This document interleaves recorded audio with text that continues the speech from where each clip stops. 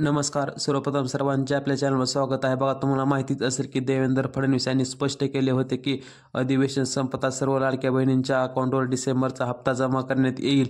ते स्वतः म्हटले होते. बघा, अधिवेशन 21 तारखेला संपले आहे आणि आता पैसे वाटप देखील सुरू झाले आहे. त्यांनी म्हणल्याप्रमाणे पैसे वाटप सुरू करण्यात आलेले आहे. तुम्हाला पैसे जमा झालेत का नाही सकाळपासून तुम्ही कमेंट करून सांगायचं आहे आणि तुम्हाला आतापर्यंत किती रुपये जमा झाले ते एकदा सांगायचं आहे आणि व्हिडिओला एक लाईक करून घ्यायचं आहे. तर सविस्तर बातम्या पाहूच.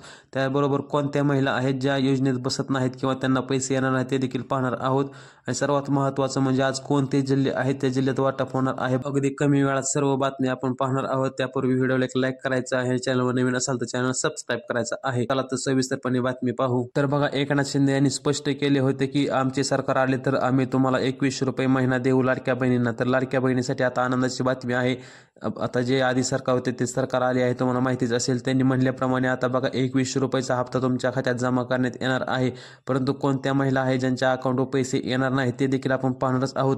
परंतु बघा, त्याआधी एक महत्त्वाची बातमी म्हणजे की आता पाहायला गेलं तर बघा, देवेंद्र फडणवीस यांनी स्पष्ट केले होते की आचारसंहिता संपता सर्व लाडक्या बहिणींच्या अकाउंटवर आम्ही पैसे जमा करू आणि त्यासाठी 1400 कोटींची तरतूद देखील करण्यात आली होती. आणि ठरल्याप्रमाणे बघा, अधिवेशन संपले आहे आणि तुम्हाला आता 31 तारखेपर्यंत सर्वांना तर पैसे भेटणार आहेत. परंतु आज आहे 23 तारीख. तर 23 तारीख सोमवारपासून पैसे वाटप होईल अशी अपेक्षा आहे. आणि 23 तारीख ते ही जो शेवटचा आठवडा असणार आहे डिसेंबर महिन्याचा, या डिसेंबर महिन्यात सर्वांना पैसे जमा होणार आहेत. दाट शक्यता आहे, कारण की तसे त्यांनी म्हटले होते की पैसे जमा करणार आहोत डिसेंबर महिन्यातच.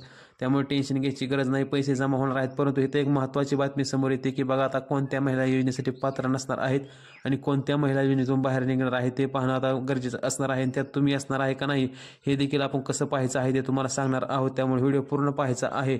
तर बघा, अतिशय कमी वेळात आपण पूर्ण तुम्हाला माहितीच असेल की काय अटी होत्या. तर बघा, काय जणांनी काय केलं आहे की पुरुषांनी सुद्धा महिलेच्या नावावर अकाउंट खोलून 4-4, 5-5 अकाउंट खोलून त्यासाठी अप्लाय केले होते आणि त्यांचे फॉर्म देखील अप्रूव्ह झाले होते. इकडे काही महिलांना आणखी 1 रुपया देखील भेटला नाही फॉर्म अप्रूव्ह असून, परंतु त्यांचे 4-4, 5-5 अकाउंट अप्रूव्ह होऊन त्यांच्या अकाउंटवर 5 महिन्याच्या आधी 7,500 रुपये, 7,500 असे सगळे पैसे जमा झालेले आहेत.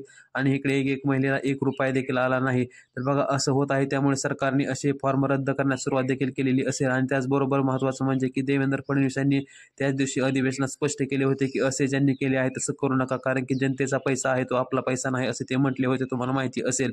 तर त्यासाठी बघा, ते फॉर्म तर रद्द होणार आहेत. त्याचबरोबर महिलांचा विचार केला तर तुमच्या नावावर जर 5 एकर जमीन असेल तर तुम्हाला या योजनेचा लाभ घेता येणार नाही. दुसरी गोष्ट म्हणजे तुमच्या नावावर जर 4-चाकी वाहन, ट्रॅक्टर सोडून कुठले असेल तर तुम्हाला योजनेचा लाभ भेटणार नाही.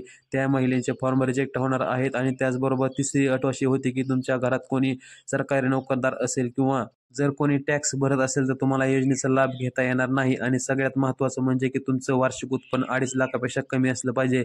ज्या महिला या सगळ्या अटीत बसत आहेत त्यांना योजनेचा लाभ 100% भेटणार आहेत. आणि तुम्हाला जर आधी पैसे आले असतील तर तुम्हाला आता पुढचा देखील हप्ता डायरेक्ट जमा होणार आहे. आणि त्याचबरोबर आता आधी ज्यांचे पैसे राहिले आहेत त्यांचे देखील पैसे जमा होणार आहेत. फक्त तुमची KYC आधी केली असेल तर महत्त्वाचं आहे. आणि DBT चालू असणे गरजेचं आहे. जर तुमचे DBT बंद असेल तर तुम्हाला पैसे येणार नाहीत. जर पोस्ट अकाउंट असेल तुमच्या पोस्टात तर तुमचे DBT एका दिवसात चालू होत आहे. त्यामुळे टेन्शन घ्यायची गरज नाही. पोस्टातल्या बँकेत ज्यांचं अकाउंट आहे त्यांना 100% पैसे येणार आहे. तुम्हाला काय अडचणी असेल तुम्ही कमेंटमध्ये नक्की विचारायच्या आहेत. आणि राहिला जिल्ह्यांचा प्रश्न, तर बघा, सरसकट महाराष्ट्रातील जर तुम्ही रहिवासी असाल तुम्हाला आधी काय पैसे आले असतील तर पुढचे देखील पैसे येणार आहेत.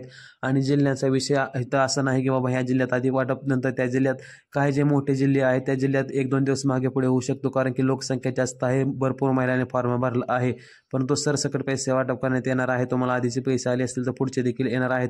फक्त तुमचा फॉर्म अप्रूव्ह असणे गरजेचे आहे, DBT चालू असणे गरजेचे आहे. आणि जिल्ह्यांचा विचार केला तर सरसकट सर्व जिल्ह्यात पैसे येणार आहे. त्यामुळे काळजी करायची गरज नाही. तुमच्या काय अडचणी असतील तुम्ही कमेंटमध्ये नक्की विचारू शकता. पूर्ण व्हिडिओ पाहिल्याबद्दल धन्यवाद.